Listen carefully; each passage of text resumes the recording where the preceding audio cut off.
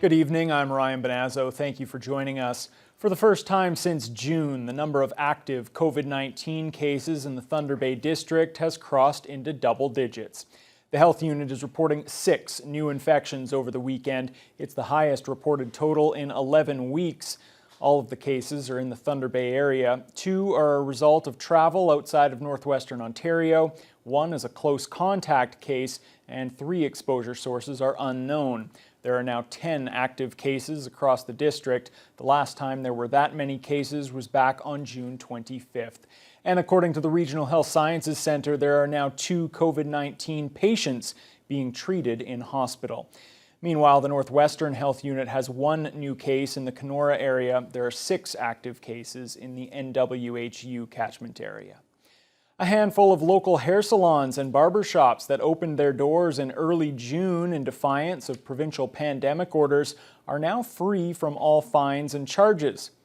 Mounting frustration over the province-wide shutdown led to the openings of Mirror, Rebel Barbers, Trends Hair Salon, and Do or Die starting the 3rd of June. All 4 of the locations were issued $880 fines for opening, along with a closure order, and threats of $25,000 fines if they remained open. Rebel Barbers was also issued a $5,000 fine for its refusal to close up shop. The businesses recently had the fines waived by the Thunder Bay District Health Unit, along with the closure orders being lifted. Officials from the Health Unit or the salons were not available for interviews today. Ontario is reporting 694 COVID-19 cases. 527 of those are in people who aren't fully vaccinated or have an unknown vaccination status. The remaining 167 are in fully vaccinated individuals. And the province has reportedly reversed course and is now set to approve a vaccine certificate or passport sometime this week. Colin DeMello explains. At the Gingerman restaurant in Toronto, the province's COVID-19 rules are followed with precision. We try and, keep everything under control and in line with the restrictions and the rules. What the restaurant cannot control is whether diners are fully vaccinated. The owner says a handful of people have refused to get the vaccine. Fellow diners can't understand it. It just seems ridiculous that people don't have the vaccines. I've got both of mine, and I would love to have some kind of a card or something that I could show people when I go around, and then they know that I have been vaccinated. CTV News has learned that the Ford government will unveil a vaccine passport this week for non-essential businesses.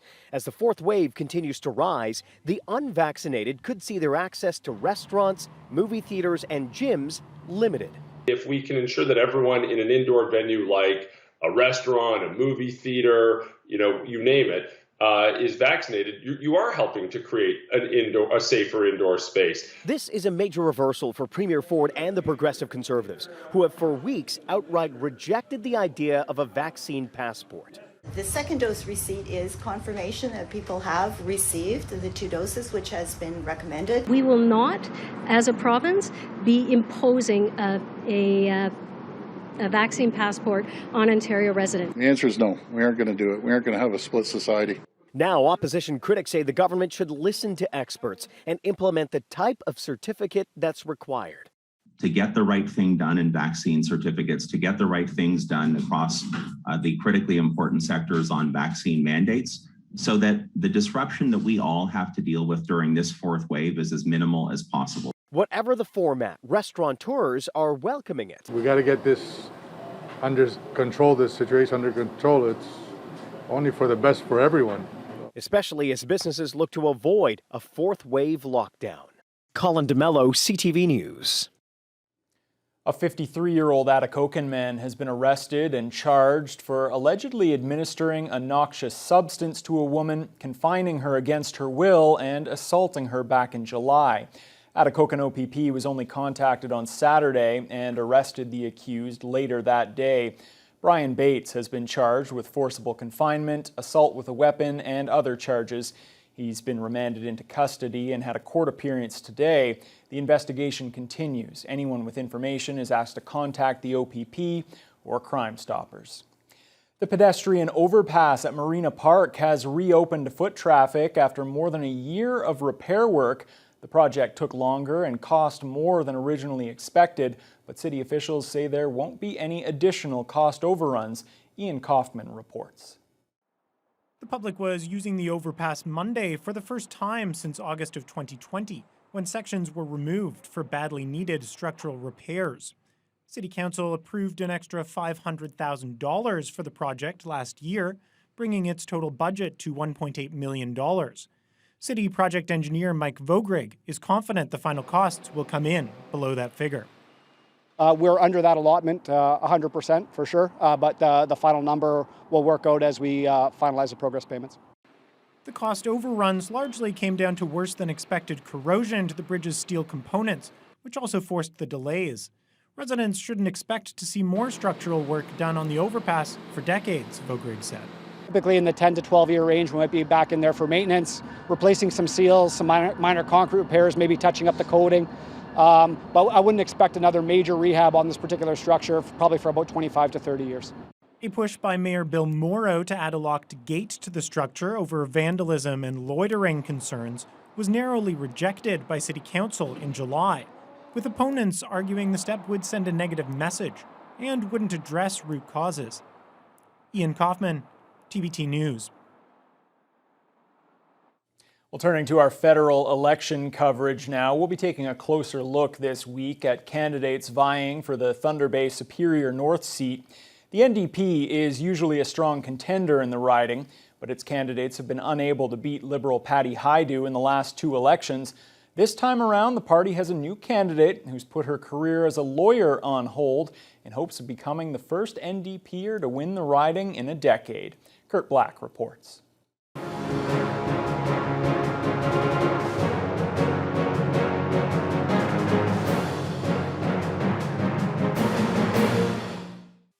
Thunder Bay lawyer Chantel Bryson believes she can bring a strong independent voice to Thunder Bay Superior North, something she feels has been missing in recent years due to the heavy influence of the Prime Minister's office.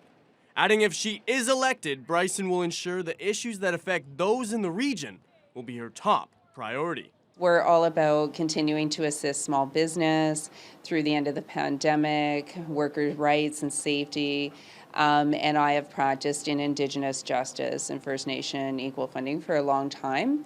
So all of those things, and obviously a big focus on sustainably fund mental health care and addictions care for the crisis our community is in. Bryson is confident all her years as a lawyer in the region makes her the ideal candidate to represent Thunder Bay Superior North. I've been involved in the issues for a long time, so I think I bring the knowledge and the skills forward to put forward viable solutions and get them to the implementation stage. That's what I'm all about, is implementing solutions to real bread and butter issues: jobs, roof over the head, healthy food on the table, clean water, etc. She has always believed that law is the best method to create impactful change and feels the people deserve a government that abides by the legal process. I always before felt that law was the way often to get big systemic change through binding court orders. Unfortunately, when you have a government that now ignores legal orders and says, we'd like to do something else, then you need to change the government. Kurt Black, TBT News. Turning our attention to the Kenora riding now. Conservative incumbent Eric Melillo is seeking a second term, but he'll have to fend off 4 challengers this time around. Adam Riley reports.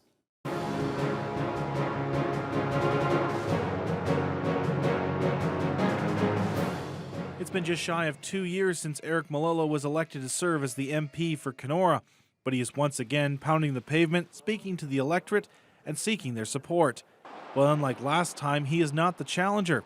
He's the incumbent, with a track record he needs to either defend or bring attention to. Whether it's the infrastructure investments we need, drinking water on reserve, or standing up for the small businesses in our region, it's been a pleasure to serve these past 2 years. And what a 2 years it has been. 5 months after being elected, Melillo, along with the rest of the world, had to come to terms and adapt to living in a global pandemic. something that is still on the minds of voters as he campaigns in the riding. Everyone's obviously focused on getting through these final stages of the pandemic and really focused on a recovery so that we can get people back to work, we can get our businesses going again, and really get the country back on track, because it's not just the health crisis that the pandemic has caused, but we're also now in a deep recession, one of the worst recessions we've had since the Depression. Malillo believes his party and the platform it wants to deliver to Canadians will address the issues that face the Kenora riding, including broadband internet access, which he says the pandemic has proven is not a luxury, but a necessity. Promising if given a majority, all Canadian households will have access to high-speed internet by the end of their term. As well, he says there will be a focus put on rural Canada. We will appoint a Minister of Rural Affairs, and we will ensure that there is a specific funding stream for infrastructure in rural areas, whether it's highways, bridges, you name it, across the region. We want to make sure that rural and northern Canada, including northwestern Ontario, has its fair share of funds. Canadians go to the polls on September 20th. Adam Riley, Northwest Newsweek. Significant rainfall over the weekend has greatly assisted in the battle against forest fires in northwestern Ontario and has lowered the fire hazard across most of the region to low. There were no new fires reported as of noon today. The current tally now sits at 79 active fires throughout the northwest region. Of those 79, only 6 remain out of control. 13 are now under control, and an additional 58 are simply being observed by the MNRF. Fire Information Officer Jonathan Scott is pleased with the recent rainfall, but stresses residents need to stay vigilant until the season closes on October 31st. This rain has helped. It has reduced the fire behavior and made good progress on fires out there. That being said, really there are still there's still a few months left of the fire season, so we just want to remind people that that's still an occurring. This year's provincial fire tally to date is 1,173 blazes, responsible for the destruction of nearly 800,000 hectares.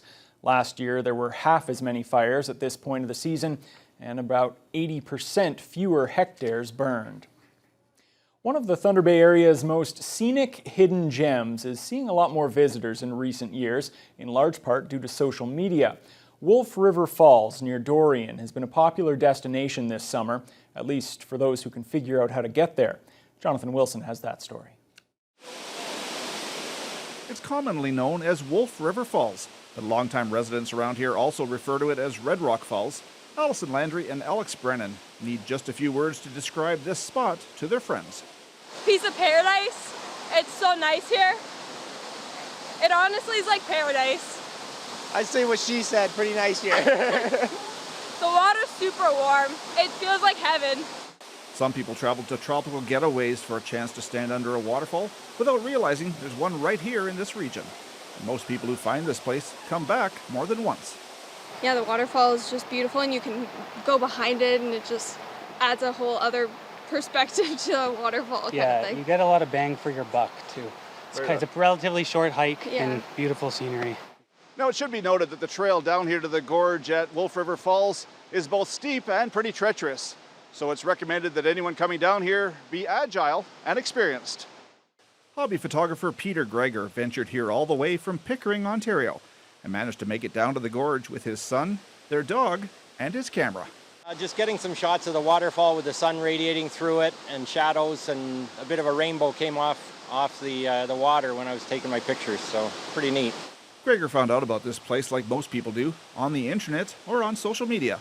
Landry grew up around here and has noticed a big increase in visitors in recent years.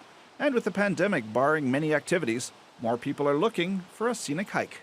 Saw it on the internet. Just looks absolutely phenomenal. Beautiful. Beautiful. Very beautiful. That pretty. When I was little, I think only my family and friends knew about this place. And then one post went out, and it was on Thunder Bay hiking trails, and now there's always people here. BuzzFeed posts about top 10 best hiding spots in Ontario and stuff like that, like those little lists they do. Yeah. And this is on it, like top 10 waterfalls in Ontario, stuff like that. To get to Wolf River Falls, turn onto Dorian Fish Hatchery Road and then follow the twisting, turning, bumpy dirt road for a good half hour. Maps and tips are available online, but there are no trail signs to be found anywhere along the way to this picturesque waterfall. Jonathan Wilson, TVT News. Well, I'm certainly going to have to add that to my growing list of hiking trails that I need to